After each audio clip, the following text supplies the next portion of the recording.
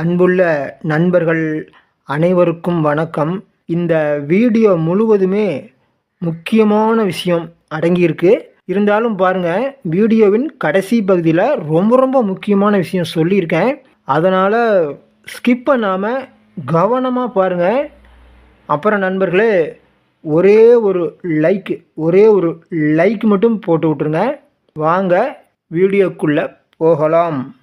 சத்தி, ஒளின்னு சொல்கிறீங்களா? அது ஒளி எப்படி வரும், அது எப்படின்னு அப்படியே சொல்லுங்கள் சத்தி. ஹலோ சகு, ஒலி எப்படி வரும் எப்படி வரும்? நீ ஆக்சுவலாக வந்து ஒன் ஆஃப் த பெஸ்ட்டில் அவரும் கேட்டிருக்காரு. நான் அதை வந்து அதில் அவரை போட்டிருக்கேன். அவரோட சேனல்ஸ்லேயே அவர் போட்டிருக்காரு. மஞ்சள் கலராக அந்த ஒலி இருக்கும், சுற்றியும் சிகப்பு கலராக இருக்கும், உள்ளே ஒரு நட்சத்திரம் மாட்டம் அது ஜொலிக்கும், அது மஞ்சள் கலரில் ஜொலிக்கும்.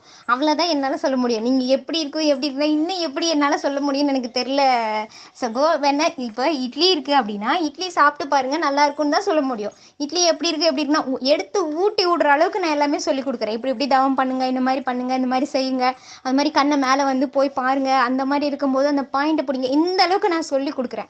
ஆனாலும் நீங்கள் அதெல்லாம் செய்ய மாட்டேன், சைவ ஒழுக்கத்திலேயே என்னால் இருக்கிறது கஷ்டமா இருக்குது அப்படின்னு நீங்கள் பண்ணிட்டு இருக்கும்போது இன்னும் ஒலி எனக்கு தெரிய மாட்டேங்குதுன்னா எப்படி சகோ தெரியும்? ஃபுல் அண்ட் ஃபுல் நீங்கள் விடணும்.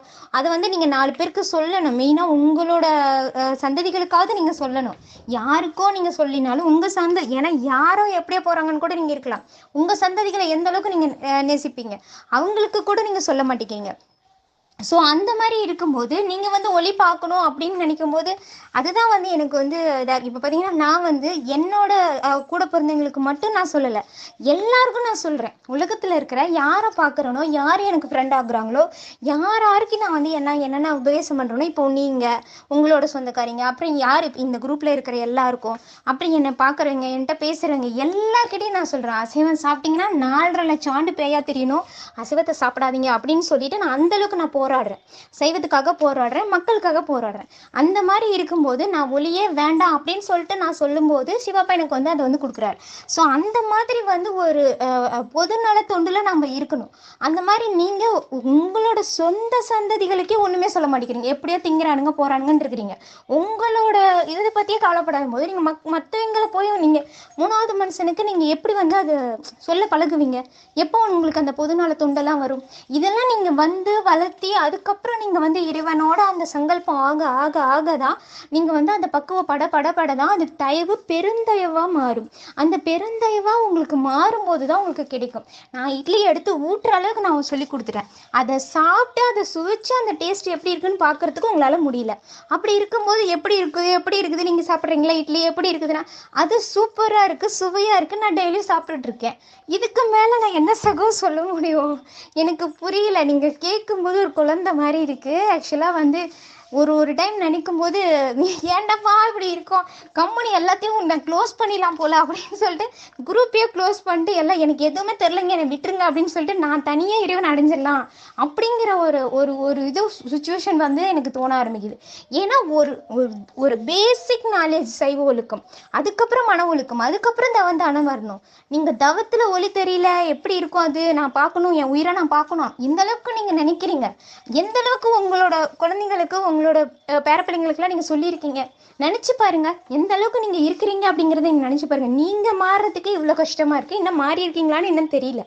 ஸோ அந்த மாதிரி இருக்கும்போது நீங்க உங்களோட சொந்த ஒரு குழந்தைங்களுக்கே உங்களால சொல்ல முடியல. ஸோ அந்த மாதிரி இருக்கும்போது நீங்க எப்படி பொதுநல தொண்டுல மாறி அதுக்கப்புறம் இறைவனை உள்ள பார்த்து ரொம்ப கஷ்டம். நல்லா நினைச்சுக்கோங்க. வள்ளல் பெருமா நான் சொல்றதெல்லாம் விடுங்க, வள்ளல் பெருமா நான் சொன்னதை நல்லா நினைச்சு பாருங்க.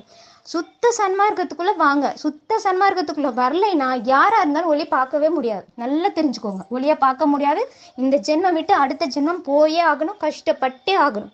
அதனால சுத்த சன்மார்க்கத்துக்குள்ள வந்து அதுக்கப்புறம் இறைவனை உள்ள பார்க்கணும்.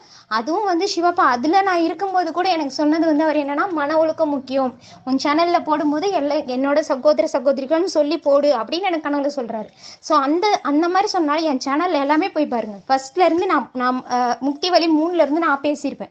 ஸோ அதுல இருந்தே பாருங்க, எல்லாத்துலயும் என்னோட சகோதர சகோதரிகள், என் கணவரை தவிர அத்தனை பேரும் என்னோட சகோதரர்கள் அப்படிங்கிற மாதிரி வந்து என்னோட சகோதர சகோதரிகள் சொல்லி சொல்லி தான் போட்டிருப்பேன். ஸோ அந்த மாதிரி ஒரு மன ஒழுக்கம் வந்துச்சுன்னா மட்டும்தான் உனக்கு எல்லாமே கிடைக்கும் அப்படின்னு சொல்லி சிவாப்பா அப்பயே சொன்னனால நான் கரெக்டாக அந்த மன ஒழுக்கம் செய் ஒழுக்கம் வச்சு பண்ணனால அதுவும் 2.5 வருஷம் கஷ்டப்பட்டேன். 3 to 4 எழுந்திரிச்சு 2.5 வருஷம் கஷ்டப்பட்டேன். அப்பயும் வரல. அதுக்கப்புறம் நான் கஷ்டப்பட்டு அதுக்கப்புறம் சரி போ வேணாம் அப்படின்னு சொல்லிட்டு ஒளியே வேணாம் அப்படின்னு சொல்லி நான் இருக்கும்போது பாவப்பட்டு பரிதாபப்பட்டு எனக்கு கொடுத்துருக்கார். ஸோ அந்த மாதிரி வந்து நீங்க எல்லாமே வந்து வரணும், எல்லாத்துலயும் வரணும். அதுக்கப்புறம் அந்த சிரமத்தையும் அனுபவிக்கணும். அதுக்கப்புறம் வரலைனாலும் அதை ஏத்துக்கிற மனப்பான்மை இருக்கணும். நான் ஏத்துக்க மாட்டேன், இவ்வளவு தூரம் நான் கஷ்டப்பட்டிருக்கேன், எனக்கு நீங்க ஒளி கிடைச்சா அவர் என்ன உங்க அடிமையா நினைச்சு பாருங்க. கண்டிப்பா வரவே வராது. நீங்க வந்து எல்லா சரணாகதியில இருந்து கருணை சரணாகதி தயவு இல்லாம யாருக்குமே ஒளி வந்து கிடைக்காது. ஆனா இப்ப ஒரு சில பேர் அதுங்களும் ஒரு ஃபோன் வந்துருச்சு. சரி சகோ, ஆக்சுவலாக வந்து நீங்கள் இதெல்லாம் நல்லா புரிஞ்சுக்கணும். நல்லா புரிஞ்சுக்காம இதெல்லாம் தெரிஞ்சுக்காம கருணை தவம் சரணாகதி இது 3 வந்து ரொம்ப ரொம்ப முக்கியம். அதில் தவம் செய்யறதுக்கு முன்னாடி வந்து உங்களுக்கு என்ன வரணும்னா சைவ ஒழுக்கம் மன ஒழுக்கம் இருக்கணும். அது 2 இருக்குதான்னு மட்டும் பார்த்துட்டு நீங்கள் தவத்தை பண்ணுங்க. பண்ணும்போது தான் அது வந்து சிறக்கும். அது சிறக்கும் போது தான் வள்ளல் பெருமானார் சொன்ன மாதிரி சுத்த சன்மார்க்கத்துக்குள்ளே வாங்க, இறைவனை உள்ள பாருங்க, அந்த ஆனந்தத்தை அடைங்கன்னு வள்ளல் பெருமானார் சொன்னது சத்திய வாக்கா அது அப்படியே வந்து ஜெயிக்கும். ஸோ அதனால நீங்க கரெக்டா ஃபாலோ பண்ணுங்க. ஃபாலோ பண்ணல அப்படின்னா அது வந்து என்ன சொல்றது, நான் வந்து உங்களுக்காக வருத்தப்பட்டுக்கிட்டு வேண்டிக்கிட்டு மட்டும்தான் நான் இருக்க முடியும். என்னால வேற ஒண்ணுமே என்னால செய்ய முடியாது. தயவு செஞ்சு பார்த்துக்கோங்க. அது வந்து ஒரு மஞ்சள் கலர் ஒளியா அருமையா பிரைட்டா ஒரு நட்சத்திரம் மாதிரி வரும். அவ்வளோ அழகா இருக்கும். சுத்தியும் ரெட் கலரா இருக்கும். ஓவல் சைஸ்ல இருக்கும். அந்த ஓவல் சைஸுக்கு மேல ஒரு ஒளி மஞ்சளா வரும். சாரி சகு, மறுபடியும் எனக்கு கால் வந்துச்சு, நான் அட்டன் பண்ண வேண்டியதாக படித்தேன். ஓகே, அதனால வந்து நீங்கள் கரெக்டாக பார்த்து நீங்கள் வந்து எல்லாத்துலேயும் வந்து நீங்கள் சிறந்து வந்தீங்கன்னா மட்டும்தான் நீங்கள் வந்து ஒளியை பார்க்க முடியும். இல்லைன்னா வந்துட்டு நீங்கள் நல்லா பண்ண முடியல, என்னால் சைவ ஒழுக்கமே கொண்டு வர முடியல, என்னால் மன ஒழுக்கத்தில் இருக்க முடியாது, நான் வந்து இப்படி தான் அலைப்பாஞ்சிக்கிட்டே ஒருத்தர் வந்து ஒரு புடவை கட்டிட்டு வந்தால் கூட அதை நான் விரும்பி பார்த்துக்கிட்டு இருப்பேன் அப்படின்னு சொல்லிட்டு நீங்கள் வந்து என்னை விட அவங்க நல்லா புடவை கட்டியிருக்காங்க, அந்த மாதிரி நான் அதெல்லாம் விரும்பி நான் பார்த்துக்கிட்டு இருப்பேன் அப்படின்னு நீங்கள் சொன்னீங்கன்னா நீங்கள் தயவு செஞ்சு எனக்கு வாய்ஸ் மெசேஜ் போடாதீங்க சகோ. ஆக்சுவலாக ஆனால் அதை தான் நான் சொல்ல முடியும். நான் கோவத்தில் சொல்கிறேன்னு நீங்கள் நினைக்காதீங்க. நீங்கள் கரெக்டாக ஃபாலோ பண்ணி வந்தால் மட்டும்தான் எல்லாமே நடக்கும். நான் சொல்கிறதெல்லாம் கூட விட்டுருங்க. வள்ளல் பெருமானார் சொன்னதை நல்லா புரிஞ்சுக்கோங்க. ஸோ அதனால் சைவ ஒழுக்கம் மன ஒழுக்கம் ரொம்ப ரொம்ப முக்கியம். அதில் இருந்து சுத்த சன்மார்க்கம், அதுதான் சொல்கிறார், சுத்த சன்மார்க்கத்துக்குள்ளே வாங்க, இறைவனை உள்ளே பாருங்க, அந்த ஆனந்தத்தை அடைங்க அப்படிங்கிறார். அவர் சொன்னது சத்திய வாக்குங்கிறத நான் நல்லா புரிஞ்சுக்கிட்டேன். சிவாப்பாவோட அருள் எனக்கு நல்லா கிடைச்சிருக்கிறனால எல்லாமே தெரிஞ்சுட்டு வருது. ஸோ அதனால் வந்து உங்களை நான் திட்டுறேன்னு நீங்கள் நினைக்காதீங்க. நீங்கள் ஒரு வழி வரணும் அப்படின்னா, ஒரு குழந்தை சரியான வழிக்கு வரணும்னா திட்டினா மட்டும்தான் சரியாக வர முடியும். ஸோ புரிஞ்சுக்கோங்க. ஓகே, வாழ்க வையகம், வாழ்க வளமுடன். சொல்லுங்க சகோ. அதாவது சிஸ்டர், இப்போ சப்கான்சியஸ் மைண்டுங்கிறீங்க, சப்கான்சியஸ் மைண்டு அப்படிங்கிறீங்க. அது வந்து என்னோட சப்ஸ்கிரைபருக்கெல்லாம் புரியாது. அவங்க 1வது கூட படிக்காதவங்களாம் கூட சப்ஸ்கிரைபரா இருக்காங்க. படிப்பறிவே இல்லாதவங்களாம் கூட சப்ஸ்கிரைபரா இருக்காங்க. அப்படிங்கும்போது அவங்களுக்கு நீங்க சப்கான்சியஸ் மைண்ட்னா அவங்களுக்கு ஒண்ணுமே புரியாது. சொல்லுங்க, சப்கான்சியஸ் மைண்ட்னா என்ன சொல்லுங்க. ஆழ்மனம். ஆழ்மனம்னு சொல்றீங்க, அது ஆழ்மனம்னா என்ன? ஆழ்மனம்னா நம்ம மனசுல வந்து என்ன நம்ம பதிவு வச்சிருக்கோம், அதாவது நம்ம என்ன நினைச்சிட்டு இருக்கோம். நம்ம இப்ப சொல்றோம் எனக்கு வந்து பற்றுலாம் இல்ல, எது மேலயும் பற்று இல்ல அப்படின்னு நம்ம சொல்றோம். ஆனா நம்ம ஆழ் மனசுல பாத்தீங்கன்னா எதுலயாச்சும் பற்று இருக்கும். அதாம்மா, அது அவங்களுக்கே தெரியல. அதான் ஆழ்மனம்னா அவங்க என்ன எப்படி இருக்காங்க அவங்களே புரியாம இருக்காங்க. நான் சொல்றேன் கேளுங்க. இப்ப வந்து அப்பா அம்மா மேல ஒரு பற்றுதல், அவங்க வளர்த்ததுனால ஒரு பாசம், பற்று பாசம் அப்படிங்கும்போது அவங்கள பாத்துக்கணும், அது ஒரு கடமை. அதே மாதிரி ஒரு காதலியா இருக்கலாம் அல்லது ஒரு மனைவியா இருக்கலாம், அவங்க மேல ஒரு பற்றுதல், அல்லது வந்து ஒரு நம்ம பெற்ற பிள்ளை குழந்தைங்க அது மேல ஒரு பற்று பாசம் அப்படிங்கும்போது யாரு எது பிடிச்சிருக்கோ அது மேல. இப்ப வந்து கார் வாங்கியிருப்பான், 2 கோடி 3 கோடி போட்டு கார் வாங்குறாங்க, அது மேல ஒரு பற்று. அதே மாதிரி வீடு கட்டியிருப்பான், பெரிய வீடு கட்டியிருப்பான், அது மேல ஒரு பற்று. இப்படி உலகத்து பொருள். அதான் திருவள்ளுவர் அப்பயே சொல்லிட்டாரு, நான் எனது எனும் செருக்கறுப்பான் வானோர்க்கு உயர்ந்த உலகம் புகுன்னு எழுதிட்டாரு. அதே மாதிரி கடைசி குரல் வந்து நான் தன்னையே இழக்க வேண்டியிருக்கு, தன்னையே நம்மளையே பலியாக்கணும். நீங்க சொல்றீங்களா, மெய் மறந்து நான் இருந்தேன், அப்பதான் நான் அதெல்லாம் போனேன், கனவு மாதிரி போயிட்டு வரேன், நான் வந்து என்னையே நான் இழக்கும் போது அந்த மெய் மறந்து அப்பதான் நான் போறேன்னு சொல்றீங்க. அப்ப வந்து அது என்ன, நான் எனதுன்னு சொல்றார், நான் எனது எனும் செருக்கறுப்பான்ங்கிறார். உன்னையே நீ பலியாக்கணும், உன்னையே நீ கொடுத்துடணும், அர்ப்பணிச்சிடணும். ஆமா. அதுக்கப்புறம் வந்து எனதுன்னா என்னுடைய வீடு, என்னுடைய மனைவி, என்னுடைய அப்பா அம்மா, என்னுடைய பிரச்சனை, என்னுடைய சந்தோஷம், என்னுடைய பணம், என்னுடைய பட்டம், என்னுடைய பதவி, அதுக்கப்புறம் என்னுடைய குழந்தைங்க, எது வேணாலும் இருக்கலாம், என்னுடைய வீடு எது வேணாலும் இருக்கலாம், என்னுடைய பணம், என் சொத்து எப்படி வேணாலும் வச்சுக்க, என்னுடைய ப்ராப்பர்ட்டி. இப்படி நான் எனது எனும் செருக்கறுப்பான் வானோருக்கு உயர்ந்த உலகம் புகுங்கிறாரு. அவ்வளவுதான். அதே மாதிரி கடைசியா சொல்றாரு, பற்றுக பற்றற்றான் பற்றினை. ஏன் பற்றற்றான்னு? அவருக்கு எந்த பற்றும் கிடையாது. சிவனுக்கு வந்து இந்த உலகத்து மேல எந்த பற்றும் இல்ல, அவருக்கு ஆசை கிடையாது. அவரு அந்த ஒளியாதான் இருக்காரு, பிறவியெல்லாம் எடுக்கிறது இல்ல. அவர் வந்து மனித பிறவியெல்லாம் எடுக்கிறது எல்லாம் கிடையாது. மக்கள் எதோ கற்பனை பண்ணிக்கிட்டு மனுஷ உருவத்தை வச்சுக்கிட்டு சிலையை வச்சுட்டு வணங்குறாங்க. அவரு வந்து இந்த சிலையிலயோ இல்ல, மனுஷ பிறவியா வர்றது இல்ல. அவரு வந்து பற்றற்றான்னு எழுதிட்டாரு. உலகத்து மேல எந்த பற்று அவருக்கு கிடையாது. அவரு பற்று வச்சாருன்னா அவரு மாட்டிக்கிட்டு சின்ன பண்ணாம, நீங்க சொல்ல மாதிரி சின்ன பண்ணாம தான் அழிஞ்சுதான் போகணும். அது மாதிரி அவரு பற்று வைக்க முடியல, பிறவி எடுக்கிறதும் கிடையாது. அவரு பிறவி எடுத்தாருன்னா அப்புறம் நமக்கு எப்படி பிறவி நீக்க முடியும்? எடுக்க மாட்டாரு. ஆனா எந்த இதுல வேணாலும் வருவாரு, எந்த அது வந்து புரிஞ்சுக்க வேண்டிய விஷயம். அவர் ஒரு அரை செகண்ட்ல அங்க இருந்து இங்க ஒரு காரியத்தை முடிச்சிட்டு போயிருவாரு. இந்த பவர் அத புரிஞ்சுக்கணும். அதுதான் வள்ளல் பெருமானார் சொல்லுவாரு, அரை நொடியில் இந்த உலகம் ஃபுல்லா நான் வந்து சுற்றி வர பெற்றேன், இந்த அண்ட ஃபுல்லாவே சுற்றி வர பெற்றேன் அப்படின்னு சொல்லுவாரு பாருங்க வள்ளல் பெருமானார். ஆமா, அவர் அங்க எவ்வளவு தொலை தூரத்துல எங்க இருந்தாலும் சரி, அவர் நினைச்சாக்க அரை நொடியில அவர் வந்து இங்க ஒரு காரியத்தை முடிச்சிடுவாரு, டக்குன்னு அரை செகண்ட்ல முடிச்சிடுவாரு. அத வந்து எனக்கு நான் உணர்ந்தேன் பிராக்டிகலா. எப்படி நம்ம கும்பிடுறோமாப்பா அப்படியே வராரு. எந்தெந்த உயிர் எங்கெங்க இருந்து எப்படி எப்படி கேக்குதோ அப்படி அப்படி அருள் புரியுறாரு. அதுதான் வள்ளல் பெருமானார் சொல்றாரு, எங்கெங்க இருந்து எவ்வுயிரும் எப்படி அகவல்ல சொல்லுவார் பாருங்க. அந்த இதுல அகவல் பாராயணத்துல அவர் சொல்லிருப்பாரு, எங்கெங்க இருந்து எவ்வுயிர் எப்படி வந்து கேக்குதோ அந்த மாதிரி அருள் புரியுறாரு சிவப்பா. அந்த மாதிரி வந்து நமக்கு என்னவா நம்ம நினைக்கிறோமோ, ஒரு ஒளியா நினைக்கிறோமா, ஒளியா நம்ம வந்து உருவமா எல்லாமே வராது. ஆனா வந்து எப்படின்னா அவர் வந்து ஒரு இப்ப நம்மளாம் எப்படி உருவம் எடுத்திருக்கோம் இல்லைங்களா, அந்த மாதிரி வந்து நம்மள மாதிரி வந்து எல்லாமாவும் அவரால் வர முடியும், வர முடியுமா? அது எந்த நம்ம என்ன முயற்சி பண்றோமோ அதுதான் பலன் கிடைக்கும். நம்ம இஷ்டத்துக்கெல்லாம் அவரை வளைக்க முடியாது. அதாவது யாராருன்னு அவர் வந்து யாராருன்னு அவர் தான் தேர்ந்தெடுப்பாருங்கப்பா. அவன் அருளாலே அவன் தாழ் வணங்கி அவர் தான் தேர்ந்தெடுப்பாரு. யாராருக்கு என்னென்ன கொடுக்கணும், எப்படி எப்படி கொடுக்கணும் அப்படிங்கறதெல்லாம் அவர் தான் தேர்ந்தெடுப்பாரு. ஸ்ரீமத்து என்னது ஸ்ரீமத்துன்னு ஓயாம சொல்லுவாங்க. அந்த ஸ்ரீமத்துனா என்னன்னு முதல்ல அவங்க சொல்லட்டும். சொல்ல மாட்டாங்க. என்னன்னு கேட்டா சொல்ல மாட்டாங்க. ஸ்ரீமத்துனா என்னன்னு சொல்ல மாட்டாங்க. ஏன்னா அவங்க நடக்கிறது அப்பாவோட வழிப்படியே நடக்கிறது. காலையில எழுந்து அமிர்த வேளையில யோகா பண்ணணும், அது எங்களுக்கு தெரியுமா? அது ஸ்ரீமத்துன்னு என்னன்னு கேட்டா சொல்லவே மாட்டாங்கம்மா. அந்த ஏன் தெரியுமா? அவங்களே அந்த ஸ்ரீமத்து படி நடக்கிறதே கிடையாது. நமக்கு தான் அந்த ஸ்ரீமத்து இப்படி இரு அப்படின்னு நமக்கு தான் சொல்லிட்டே இருப்பாங்க. அந்த ஸ்ரீமத்து படி அவங்களே நடக்கிறதே இல்லை. அதனால ஸ்ரீமத்துன்னு என்னன்னு கேட்டா சொல்லவே மாட்டாங்க உங்களுக்கு. அதனால அந்த ஸ்ரீமத்து படி அவங்களே நடக்கிறது இல்ல. நம்ம கிட்ட எதுக்கு அப்படி நடக்கணும்னு கட்டாயப்படுத்துறாங்க. இப்போ சமயத்துல நான் ஒரு என் கூட தான் கிளாஸ்க்கு வராங்க, அந்த மாதாஜிட்ட கேட்டேன் நானு.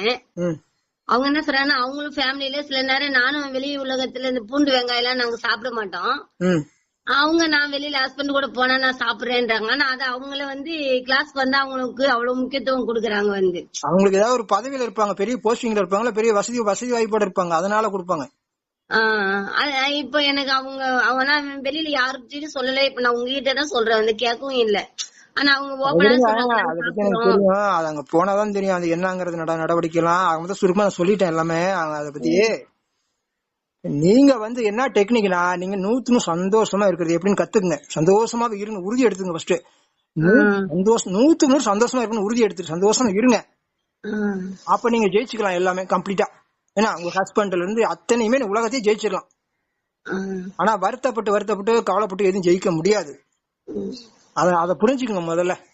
இன்னைக்கு ரொம்ப ஒரு சந்தோஷம் பிரதர், உங்ககிட்ட பேசின ஒரு இதுல வந்து என் பிள்ளைங்க வந்து ஒரு கிளாஸ் கூட அனுப்ப முடியலையே, டியூஷன் கூட ரொம்ப கஷ்டப்படுவேன் பிரதர். எதுக்குமே நீங்க வருத்தப்பட வேணாம். எல்லாம் அப்பா நீங்க பாத்துங்க, அப்பா நீங்க பாத்துங்கப்பா, என் பிள்ளைங்க நீங்க வரணும் அப்படின்னு நீங்க பிரார்த்தனை பண்ணிட்டு அதையும் மறந்துருங்க, விட்டுருங்க. இன்னைக்கு எங்க சின்ன பாப்பா கிளாஸ்க்கு போய் இதுல வந்து ஸ்கூல்ல ஆர்மி கலந்துகிட்டா பிரதர். அதுல வந்து ஒரு கப்பு கொடுத்து வாங்கி வந்திருக்கா பிரதர். எனக்கு ரொம்ப சந்தோஷம் பிரதர். உங்ககிட்ட பேசணுமா அவ எடுத்துட்டு வந்து கொடுக்குறது சந்தோஷம் பிரதர். அதே மாதிரி சிஸ்டர், நீங்க வீட்லயே சும்மா படுத்துட்டு இங்கேயே எப்பயுமே அடிக்கடி தியானம் பண்ணீங்க. 1 ஹவருக்கு ஒருக்கா காலை மாலை மதியம் இப்படி உங்களுக்கு நீங்க வீட்லயே வந்து தியானம் பண்ணுங்க. படுத்துட்டே பண்ணுங்க. உட்காந்து கூட பண்ண முடிஞ்சா யாருமே இல்லைன்னா உட்காந்து பண்ணுங்க. இல்லைன்னா படுத்துட்டு அப்படியே யாரு இருந்தாலும் படுத்துட்டு அப்படியே பண்ணிட்டு இருங்க. நீங்க வந்து இதுக்காகலாம் சென்டருக்குலாம் போய் அங்க யோகா பண்ண விட மாட்டாங்க. அங்க போனா இதே ஒரு நாள் வரணும் அப்படி எட்டி பார்த்துட்டு வந்துருங்க. அங்கெல்லாம் அப்புறம் இன்னொன்னு மூச்சு பயிற்சின்னு வருது, அது பண்ணலாங்களா? எங்க வருது? இந்த யூடியூப்ல பண்ண சொல்றாங்களே, மூச்சு பயிற்சி பண்ணா உடம்புக்கு மூச்சு வாங்காது அப்படின்னு. தெரியல, அது நம்ம சேனல்ல போட்டிருக்கேன். மூச்சு பயிற்சி 2 தடவை போட்டிருக்கேன். அத நீங்க பாருங்க. கொஞ்சம் இருக்குது பிரதர். கொஞ்சம் மாடி ஏறினாலே அதிகமா மூச்சு வாங்குது. அது கண்ட்ரோல் பண்றதுக்கு அது மாதிரி பண்ணுனா சரியாகுமான்ட்டு. நீங்க வாட்ஸ்அப் போடுங்க. அப்புறம் தீட்சைங்கிறது ஒரு மூச்சு பயிற்சி தான், சரியா? தீட்சை கொடுக்கறதே ஒரு மூச்சு பயிற்சின்னு சொல்லிதான், மூச்சு பயிற்சி உடற்பயிற்சி எல்லாம் சேர்த்து தான் நான் தீட்சை கொடுக்குறேன். ஒரு மினிமம் 300 ரூபாய் மட்டும் கொடுங்க. நீங்க வாட்ஸ்அப்லயே வந்து தீட்சை வாங்கிக்கோங்க. அத வாங்கிக்கிட்டீங்கன்னா நீங்க சிவனை வந்து நல்லா உணர முடியும். உங்க கூடவே இருக்கிறது நல்லா 100% உணர முடியும். அப்படி உணரும் போது உங்களுக்கு எல்லா பிரச்சனையும் சால்வ் ஆயிடும். ஓகேவா? எல்லா பிரச்சனையும் சால்வ், உங்களுக்கு எந்த பிரச்சனையும் இருக்காது. ஆனா வந்து இந்த பிரம்மகுமாரிகள்கிட்ட கொஞ்சம் எச்சரிக்கையா நீங்க இருங்க. அவங்க நடந்துக்கிறது ஒண்ணு, உங்களுக்கு சொல்லி கொடுக்கறது வேற. உங்களுக்கு மட்டும் தான் சட்டத்திட்டம், அவங்களுக்கு எந்த சட்டத்திட்டமும் கிடையாது. அப்படிதான் அவங்க பண்ணிட்டு இருக்காங்க. அதனால அவங்க சொல்ற நல்ல விஷயம் தான், ஆனா அவங்க எல்லாம் அது ஃபாலோ பண்றது கிடையாது. இப்ப ஒரு பணக்காரங்க ஒரு பதவியில ஒரு வசதி வாய்ப்பு இருக்கவங்க வந்து அவங்களுக்கு மரியாதை கொடுப்பாங்க. நமக்கு அந்த மரியாதை கம்மியா தான். அதெல்லாம் வந்து ஏத்துக்கிற முடியல பிரதர். அங்க வேணா அதுதான் நடக்குது. அதனால அதெல்லாம் வெளியே சொல்ல மாட்டாங்க. நம்ம வந்து நீங்க வந்து அடுத்தவங்களுக்கு குறை சொல்றீங்க, இதெல்லாம் குறையெல்லாம் சொல்லக்கூடாது. அது நமக்குதான். அவங்க என்ன வேணாலும் பேசலாம், எப்படி வேணாலும் பேசலாம். நமக்கு மட்டும்தான் நம்ம வாயை திறக்காம இருக்கணும். நம்ம வாய் திறந்து சொல்லிடக்கூடாது. ஆமா, அதுதான் இருக்க சொல்றாங்க. அதனால அதை விடுங்க. அதை உங்களுக்கு ஒரு நாள் விட்டு அப்படியே எட்டி பார்த்துட்டு அப்படியே இருங்க. ஒன்னும் ஒரு 10 நிமிஷம் போயிட்டு வந்துருங்க. அதை பத்தி நீங்க பெருசா எடுத்துக்க வேண்டாம். மத்தபடி நீங்க வீட்லயே யோகா தியானம் பண்ணிக்கோங்க. வீட்டுல அப்படியே படுத்துட்டு கூட நீங்க தியானம் பண்ண, நம்ம ஒரு ஆத்மா உயிர் நினைச்சிட்டு அப்படியே சும்மா இருங்க. சிவனை நினைச்சிட்டு அப்படியே நீங்க சும்மா இருங்க, அப்படியே அமைதியா அப்படியே இருங்க. சரியாயிடும். நம்ம வீடியோ எல்லாம் சேனல் உள்ளார போயிட்டு வீடியோ எல்லாம் பாருங்க. தினம் 2 வீடியோ பாருங்க. உங்களுக்கு நல்லா புரிஞ்ச எல்லா டெக்னிக்கும் சொல்லி இருக்கிறேன், பாருங்க. இந்த ஆன்லைன் மூலமா தீட்சை வாங்கிக்கோங்க. உங்களுக்கு நிறைய விளக்கம். உங்களுக்கு எந்த சந்தேகம்னாலும் எப்பனாலும் நீங்க கேளுங்க, நான் சொல்றேன். கண்டிப்பா. இப்போ எங்க பாப்பா வரட்டும், நான் எங்க ஹஸ்பண்ட் கிட்ட கேட்டுட்டு தான் நான் 300 ரூபாய் கூட நான் உங்களுக்கு பண்ணி அனுப்ப முடியும். அதனால நான் அனுப்பிட்டு நான் உங்களுக்கு கால் பண்றேன்னா. சரிங்கம்மா. உங்க ஹஸ்பண்டோட சண்டை போட்டுக்காம அவர் கூட சுமூகமா நல்லபடியா தான் ஒருத்தர் திருத்த முடியும். சண்டை போட்டுலாம் திருத்த முடியாது.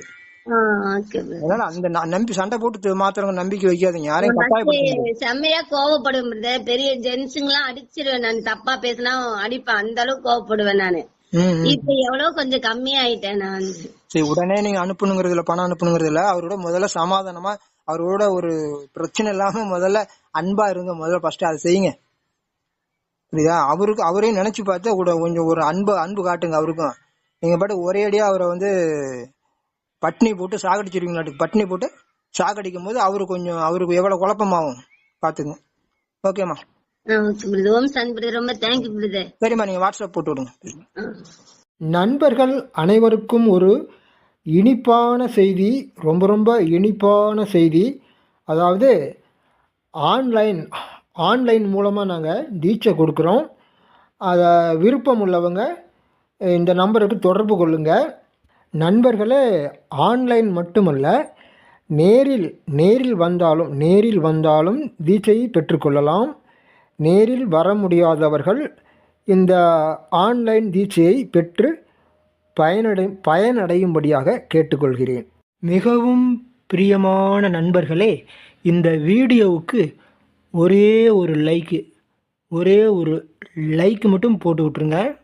உங்களுடைய நல்ல நண்பர்களுக்கு மட்டும் இந்த வீடியோவை ஷேர் பண்ணுங்க. நம்முடைய one of the best MC சேனலை இதுவரைக்கும் சப்ஸ்கிரைப் பண்ணாதவங்க உடனே சப்ஸ்கிரைப் பண்ணி வச்சுக்கோங்க. எனதருமை நண்பர்களே, உங்களுக்கு லேசாக ஒரு கவலை, லேசாக ஒரு குழப்பம், சோர்வு, பயம், ஏதாவது நெகட்டிவாக ஏதாவது வந்தால் உடனே நம்முடைய வீடியோவை போட்டு ஒரு 5 நிமிடம் கேளுங்க. கண்டிப்பாக நீங்கள் அதை தெளிவாயிடுவீங்க. கண்டிப்பாக நீங்கள் சந்தோஷமாக மாறிடுவீங்க. அதே மாதிரி தான் நண்பர்களே, சிவனுக்கு ஒளி ரூபமாக இருக்கக்கூடிய சிவனுக்கு செலுத்த வேண்டிய காணிக்கைகளை உடனே செலுத்துங்க. அது உங்களுக்கு நிரந்தரமான நிரந்தரமான பலனை தரக்கூடியது. மிகவும் பிரியமான நண்பர்களே, சந்தோஷமாக இருக்கிறவங்க மட்டும் சிவனுக்கு காணிக்கை செலுத்துங்க. கவலையாக இருக்கிறவங்க தயவு செய்து செலுத்த வேண்டாம். அப்புறம் நண்பர்களே, நான் மற்றும் ஒரு அருமையான மிக மிக அருமையான வீடியோவில் உங்களை சந்திக்கிறேன். அது வரைக்கும் வாழ்க வளமுடன், வாழ்க வளமுடன்.